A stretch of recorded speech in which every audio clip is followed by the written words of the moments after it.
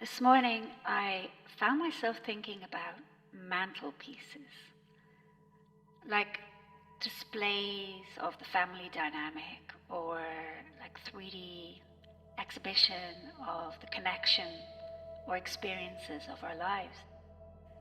And I started to remember about this curiosity I had when I was a child for other people's mantelpieces.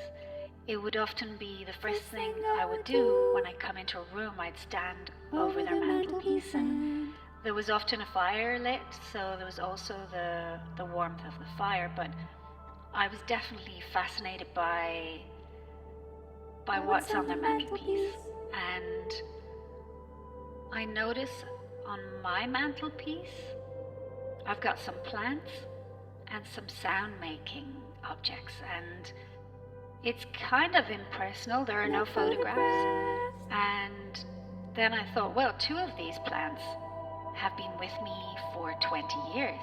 And I started to think that sometimes people put objects on their mantelpiece to remind themselves probably of their travels, like a proof of their experiences or their trophies of their achievements, and also the photographs of their family, the good times, the holidays, the funny experiences, the funny days. And it's also about the reality of the colored or the black and white paper that sits on.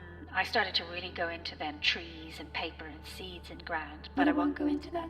And I started to think about it like affirmations of Post-it notes, but its photographs are more powerful. They're like, this is real, we did this is us connecting, look at us, we're happy. And there are studies done of children who've grown up in a home with photos representing their connections, that they have a stronger sense of where they come from and who they are. And like photographs are like, they're like a stimulus that bypasses the critical faculty and delivers a sense of belonging directly in the body, like an embodiment. When there have been studies done that when you touch a photograph, it's more powerful than when you look at a digital image. And I find that fascinating.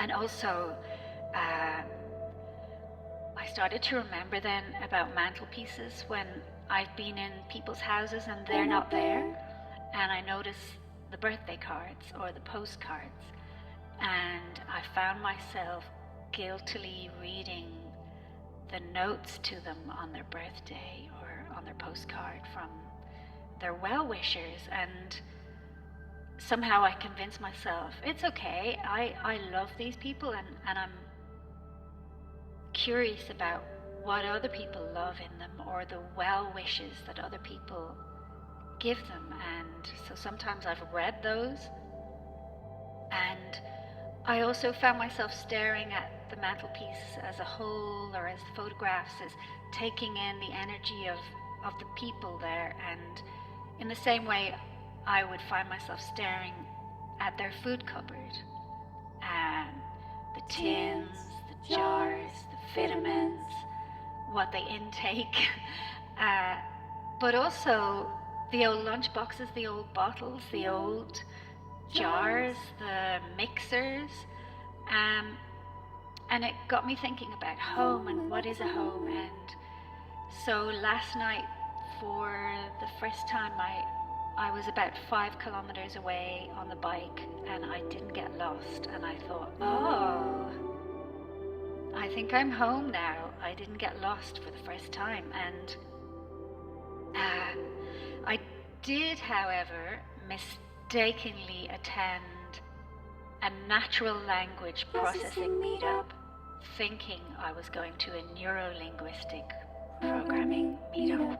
And I mean, weirdly, there are many points of similarity between these two NLPs. I was thinking about them half the night. So when I arrived, a lovely human-looking woman started talking to me, and there were probably about 10 human-looking women to 50 human-looking men, which I also found a little bit interesting.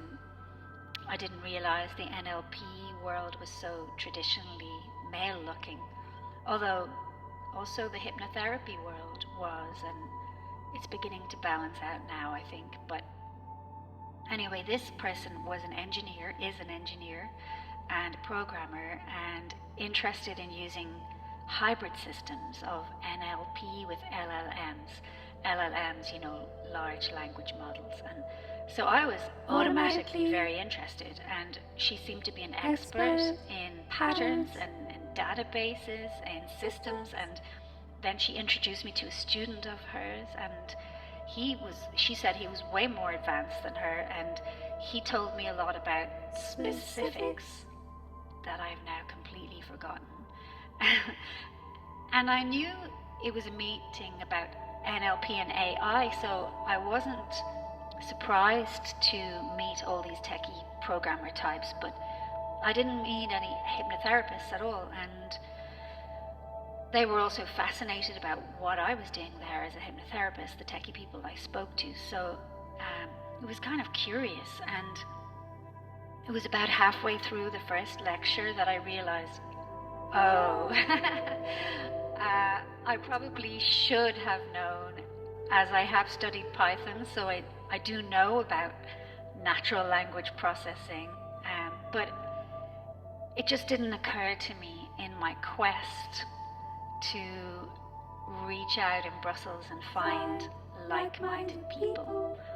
I was really excited that there were so many people into neuro-linguistic programming here, and they were having these free meetups. But, you know, at the end of the day, it makes me just remember that we're all the same, really. When it comes down to it, you know, we're like little turtles, and we're in our own shells, and then we peek out and display what we want to show, or if the world is safe.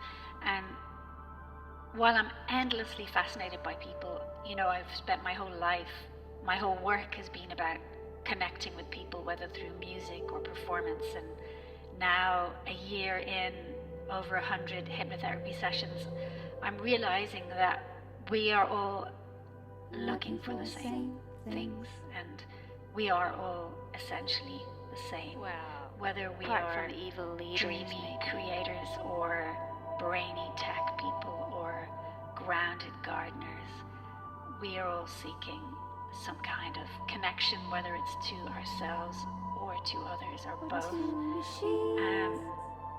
And so, yeah, it was great to just go out and be at something by mistake. It's like I went on holiday by mistake, only realizing this is my home. And I guess we're all just on holiday in our lives anyway, aren't we? But I got a lot of ideas for workshops that I'm starting to build and create, and that feels really good. How are you?